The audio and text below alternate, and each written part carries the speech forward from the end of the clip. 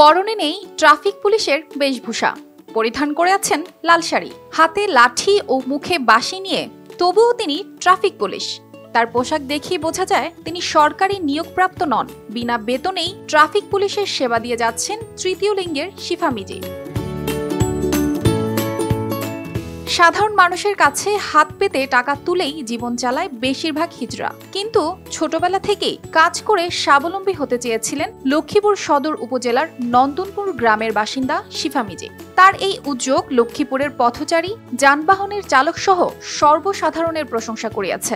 6000 mAh battery, one and only Power Master NextG N73। ও কর্ম বা কাজ করে খেতে চায়, ও প্রতিষ্ঠিত হতে চায়, নিজের পায়ে নিজে দাঁড়িয়ে প্রতিষ্ঠিত চায়। ব্লাড ক্যান্সারে বাবার মৃত্যুর পর কাজ করেছেন বাসাবাড়িতে। 2012 সালে লক্ষ্মীপুরের স্থানীয় একটি ইন্ডাস্ট্রিতে 1800 টাকা বেতনে চাকুরি নেন, কিন্তু করোনাকালীন সময়ে চাকুরি হারান তৃতীয় লিঙ্গের এই সদস্য।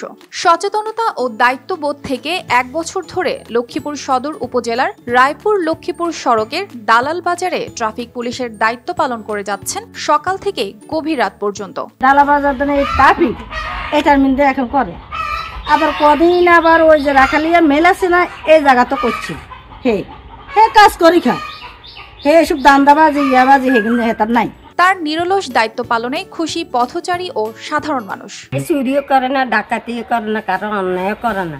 তিনি যানজট নিরসনে কাজ করেন বলে অনেক চালক স্বেচ্ছায় তাকে 5-10 টাকা করে দেন। আবার স্থানীয় ধনাঢ্য ব্যক্তিরাও খুশি হয়ে 500 থেকে 1000 টাকা পর্যন্ত দেন। সে টাকাতেই কোনো রকম চলে তার জীবন। তিনি আরো জানান, এই কাজে তিনি অনেক শ্লীলতা হানিরও শিকার হন। আর একটা পোশাকের ব্যবস্থা করা হোক। প্রত্যেকদিন দেখা যায় আমি মানহানির শিকার হই। অনেক সময় দেখা যায় অনেক ছেলেরা গায়ে থেকে উন্নাটা টেনে নিয়ে যায়। অনেক সময় দেখা যায় আমার পেট বেড়ে সিমটি মারে। অনেক সময় দেখা যায় খারাপ নোংরা গালিগালাজ করে, কেউ জিজ্ঞাসা করে না। কিন্তু ওই যার জামজট বিরক্ত লাগে, দেখা যায় আমি জাম ছাইরা দিচ্ছি, সে যাওয়ার সময় 10 টাকা 20 টাকা হাতে দিয়ে যায়। অনেক সময় দেখা যায় আমাদের পুলিশ প্রশাসনের গাড়িও যাওয়ার সময় দেখা যায় 100 টাকা হাতের ভিতরে দিয়ে যায়। আমাদের এমপি নয়ন উকিল, উনিও মাঝে মাঝে দেখলে 1000 টাকা 500 টাকা এরকম দিয়ে যায়। লক্ষ্মীপুর ট্রাফিক পুলিশ ইনচার্জ প্রশান্ত কুমার দাস বলেন, তার এমন উদ্যোগে অনেক হিজড়ারা যদি কর্মে ফিরে আসে, তাহলে মানুষও তাদের ভালো চোখে দেখবে। অনেক লোক আমাদের এখানে আছে, তারা যদি সবাই এভাবে করে তাহলে সমাজ তাদেরকে একটু ভালো চোখে দেখবে, পজিটিভ দিকটা তাদের প্রতি হবে। রোদ বৃষ্টি উপেক্ষা করে তিনি এ কাজ করেই যাচ্ছেন।